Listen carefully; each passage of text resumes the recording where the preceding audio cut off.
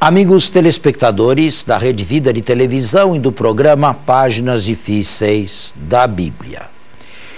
Depois de muito tempo de estudo de cada evangelho, versículo por versículo, fizemos isto com Marcos, anos atrás, fizemos isto com João. Eu agora estou, sempre nos evangelhos, mostrando a problemática evangélica mais diacronicamente, melhor, sincronicamente. Diacronicamente eu já fiz. E estava numa grande introdução que não chegou ainda ao fim. Por quê? Porque nós queremos que o texto sagrado, isto aqui é um curso, não é uma homilia. Homilia é o pão nosso. Aí percebem que eu tenho um outro linguajar, uma outra linguagem. Aqui se trata de estudo científico. Se não quisermos que a Bíblia fique, eu já disse aqui, restrita ao púlpito e às salas de catequese, nós precisamos fazer isto, para que ela entre em contato com as ciências do nosso tempo, da nossa época. Pois bem, eu mostrei que dificuldades começaram a existir já a partir da Renascença. E no século XIX, depois da Renascença e do Iluminismo, assistimos à fuga do dogma na tentativa de reconstruir historicamente Jesus, um Jesus sem a dogmática, um Jesus despido de toda a veste dos concílios e da catequese posterior, e mostrei uma reação extrema à fuga da história. Chegamos à conclusão, parece, que nenhuma das duas satisfaz. Nem a fuga do dogma, porque é impossível reconstruir um Jesus puramente histórico, não temos documentação para tanto. Nenhum versículo do Evangelho é puramente e exclusivamente histórico. Todos eles são fonte de fé, de catequese, de apresentação do Cristo para a fé. É também extremada a posição de Bultmann da fuga da história, isto é, o Cristo é importante para mim no momento em que me é apresentado, pregado, sem me preocupar com o que vem atrás. É neste exato momento que eu sou interpelado, mas e atrás, para Bultmann, não dá para reconstruir absolutamente nada que esteja por detrás do querigma, a não ser alguma afirmação muito genérica, nasceu, morreu e acabou-se. Não há mais possibilidade de reconstruir historicamente, segundo ele, nada. É uma posição esta extremada, que não é aceita pela Igreja Católica. A Igreja nunca teve uma desestima tão grande pela história como demonstrada pelo teólogo luterano, que neste ponto segue bem o mestre, creio, porque é absurdo. E quanto mais absurdo, mais intensa ou mais desprovida de meios a minha fé, mais pura. Existe uma terceira posição. Essas são duas posições com relação ao Jesus da história, ou a fuga do dogma ou a fuga da história. Mas existe uma terceira, que é o pós-moderno. Eu já falei aqui sobre o pós-moderno? Não. Bem, nós temos então três movimentos intelectuais: o Renascimento, o Iluminismo e o pós-moderno. O pós-moderno se identifica mais ou menos com o declínio da influência de Descartes na filosofia e no pensamento ocidental. Descartes, você estudou um pouco de filosofia, deve saber, tinha a convicção de que o eu pode chegar a um perfeito, total, objetivo e imparcial conhecimento do objeto. O sujeito se põe diante do objeto e é capaz de investigá-lo inteiramente, dando-lhe uma volta de 360 graus. Mas a teoria cartesiana, juntamente com a física quantista de Newton, declinaram profundamente no final do século XIX, e entre as duas guerras mundiais, a primeira e a segunda, entre 1920 e 1940, se impôs a teoria de Einstein, da relatividade. Bem, esta teoria não é apenas aplicada na física, ela o é, mas ela tem também interligações com o resto do pensamento ocidental. Daquilo que era objetivável e plenamente objetivável, se passou a uma visão mais relativista. Já o existencialismo heideggeriano, entre as duas guerras, afirma que o ato de conhecimento é também um ato subjetivo, ou seja, o sujeito não apenas apreende o objeto, mas se reflete, por assim dizer, se espelha no objeto. Muito do subjetivo entra no meu próprio conhecimento. Bem, esta era bem a visão da filosofia da época, o existencialismo, de matriz heideggeriana. Com a teoria da relatividade de Einstein, mudaram-se as perspectivas, inclusive dos estudos bíblicos.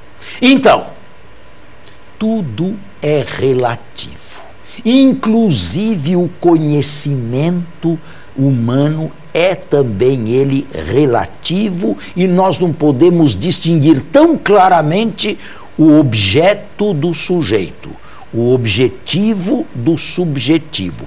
Eu não apenas apreendo aquela câmera que está ali, mas, de certa maneira, eu me projeto nela e eu me encontro nela. O meu conhecimento daquilo lá é subjetivo também, e não apenas objetivo. Um mesmo conhecimento pode causar impressões distintas em mim, em você e nele. Portanto, é claro que a mesma coisa é apreendida de três maneiras diferentes, porque o sujeito é ativo também no ato da apreensão do objeto. Aplicando isto aqui aos estudos bíblicos, a importância se deslocou, é bem o termo este, é bem o verbo, se deslocou do texto e do mundo do autor para o mundo do leitor. O mundo do autor, o que o autor pensa, ou o que o autor pensou há 2000 anos atrás ou mais, não sei. E segundo esta nova teoria, novo criticismo, ou nouvelle critique em francês, não me interessa. Interessa-me o texto agora. Por quê? Porque, dizem eles, o texto, uma vez saído da mão, da pena, da boca de alguém, adquire vida própria, adquire autonomia. E então eu não tenho mais que investigar o texto por detrás, mas tenho que recebê-lo pela frente. Não mais o texto como, digamos, investigação ou material de investigação, mas o texto como um espelho, onde eu me vejo. Com outras palavras, o texto, sem a interpretação dada pelo leitor moderno, cai ou caiu num total vazio epistemológico. Ele não tem nenhum significado e não tem nenhuma importância. O leitor moderno é que cria significado para o texto. Estou sendo muito... Está complicando um pouco, dá para entender, está dando para entender. Sim, Padre, mas prossegue aí que eu acho que... Eu gostaria de fazer uma parte. Seria possível retomar aqui para o telespectador uma explicação do porquê nós estamos apresentando essa teoria? O senhor, aliás, está apresentando essa teoria? Porque quero chegar ao fim dela. Sim, mas só para fazer um apanhado geral, não sei se eu estaria fazendo um apanhado simplista demais, mas nós falamos sobre na nossa reconstrução da figura histórica de Jesus. Certo. E de um lado fomos ver a dogmática, ou seja, acreditar porque acredito, mas não tenho prova científica ou razão por trás daquela crença, é pura fé. De outro lado, não posso me aproximar apenas da fé, tenho que buscar apenas a razão, então vou atrás da história e busco... Não. A fuga da história, tenho que buscar um reparo da história, um abrigo para a fé não se ficar à mercê do historiador. É a fuga da história. Eu acho melhor, os dois lados. Eu acho melhor ele concluir o raciocínio, porque aí vai dar para entender. Entendeu? Por isso que estamos no meio aqui. O raciocínio está bem claro. Sim, até agora. O importante não é o que está por detrás. O importante é o que vem pela frente. O importante não é o escritor que não conhecemos, que desapareceu no tempo e no espaço. O importante é o leitor que cria significado no texto hoje. Vamos fazer um intervalo e voltamos.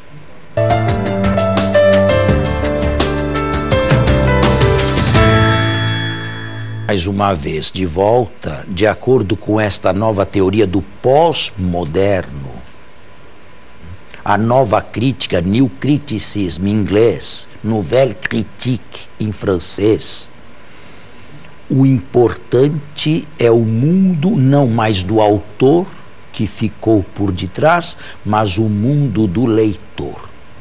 É o leitor que cria sentido, é o leitor que dá o sentido a um texto antigo. Ele não tem mais nenhum sentido. Ele, uma vez proferido ou escrito, cai no vazio epistemológico e demanda, suplica, pede uma mente, agora moderna, que o reconstrua integralmente. É claro, uma visão desta leva ao pluralismo de sentidos, mas segundo eles é inevitável que haja um pluralismo de sentidos. Mas neste caso eu posso distinguir uma leitura de outra leitura? No caso de 3 pessoas fazerem 3 leituras diferentes, posso distinguir uma leitura boa de uma leitura ruim? Posso distinguir uma leitura cabível de uma leitura descabida? Posso distinguir uma leitura, digamos, adequada e uma adequada e outra inadequada ou louca? Bem, para alguns, há 2 questões aqui a serem respondidas. Primeiro, o leitor, embora situado na modernidade, dialoga com o texto. Ele não cria o texto, ele simplesmente dialoga com o texto.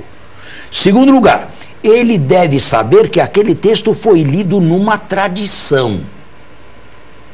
Antes dele, milhões o leram numa determinada linha e orientação, da qual seria bom ele não sair. Assim, um grande hermeneuta moderno, contemporâneo, Hans Gadamer. Mas outros acham que essas 2 explicações são falta de coragem. É preciso aceitar como inevitável o pluralismo do texto. Ele está aí, qualquer leitor o tem e qualquer leitor o recebe e o recria de acordo com os seus preconceitos, de acordo com o seu subjetivo, de acordo com a sua educação, com o que recebeu, e, enfim, com todos os preconceitos que nós temos. É o leitor que dá o sentido para ele. O texto não tem mais nenhum sentido objetivo. Padre, Vamos falar de forma prática. De Essa forma leitura prática, é muito perigosa. de forma prática, você lê e para você o texto diz isto. E isso é perigosíssimo. Para mim, que li o mesmo texto, ele lê outra coisa. Para ele, que lê o mesmo texto, disse uma terceira coisa. Para esses autores, é a inevitabilidade da história. O texto não é dogmático e não impõe uma única linha de pensamento. Isso não gera uma anarquia, né? Isso gera, sim, a anarquia do subjetivo, Sim. a anarquia do texto. Mas não é dessa forma que a igreja lê esses textos, não de forma anárquica. Bem, se a fuga do dogma não foi a mais acertada, se a fuga da história também não é adequada, a nova crítica seria a melhor?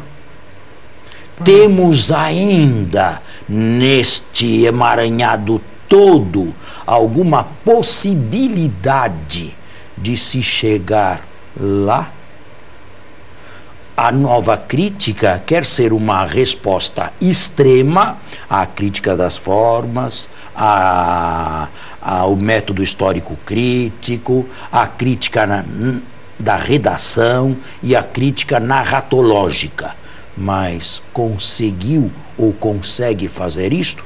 Eu estou falando de problemas que existem e de pessoas que acham que esta deve ser a condução e o exercício nosso hoje, no pós-moderno. Se a igreja não aceita, ela tem que apresentar, não através de bulas papais, porque não resolve o caso aqui, ela tem que apresentar neste terreno uma outra possibilidade que nos permita chegar até lá. Mas estes aqui nos põem o dedo no nariz, porque nos dizem, com toda esta metodologia, métodos histórico-críticos, com toda essa pesquisa que leva quase 200 anos, com toda essa paciência e essa busca, nenhum autor concorda com outro em nenhum caso. A não ser em 3, 4 generalidades que não significam nada. Nasceu, morreu e falou alguma coisa. Mas, padre, o senhor nos conduziu pela filosofia, sempre nos mostrando tese, antítese e a síntese. Tese, antítese e a síntese. Eu não segui o método hegeliano, mas de qualquer maneira eu fui um pouco, eu busquei... Foi aos extremos. Eu não fui aos extremos, os extremos vieram a mim. Sim. Estão aí. Nessa leitura de extremos, o senhor não acha que cabe uma leitura que permita extrair de cada um dos extremos algum valor? É o que tentamos fazer de agora em diante. Mas era preciso que se soubesse destas coisas aqui. Não é? E de pessoas que aceitam plenamente, e não são superficiais, são críticos profundos. O pós-moderno, as suas ideologias e, no mundo literário pós-moderno, a pluralidade inevitável de qualquer texto que não pode mais ser recebido objetivamente. Então, padre, eu vou insistir. Sabe, eu vou dar um exemplo aqui, um exemplo muito bobo, muito tolo, para ver que uma mesma coisa provoca reações diferentes em pessoas diferentes. Nós conhecemos insetos aqui no Brasil, e dentre os insetos que nós detestamos, existe aquele que recebe o nome de barata, não é? Sim, sim. Pois bem, uma vez eu estava andando aqui em São Paulo com 2 italianos e apareceu uma barata na rua. Bom, aquilo, claro, me causa asco, nojo, repulsa. Eu puxei os... Mas o que? Eles me disseram, o que é aquele bicho lá? Deixa eu te ver. ele morde, ele pica. Você percebe que o mesmo objeto causou uma impressão totalmente em mim e outra completamente diferente no outro. É um exemplo bobo, estúpido, mas acredito que muito claro de ser entendido. É uma falácia imaginar que nós somos 100% objetivos. Isto é o que queria o cartesianismo, ou a crítica anterior. 100% capazes de conhecer o objeto sem investir subjetividade nele. Este conhecimento não existe. Este conhecimento não se dá. O objetivo está inteiramente misturado com o subjetivo. E por isso mesmo, eu não posso tirar uma certa razão desses que chegam a esse extremo. E de resto, a própria igreja aceita isso na prática. Os padres não pregam cada domingo? Não falam o que quiserem?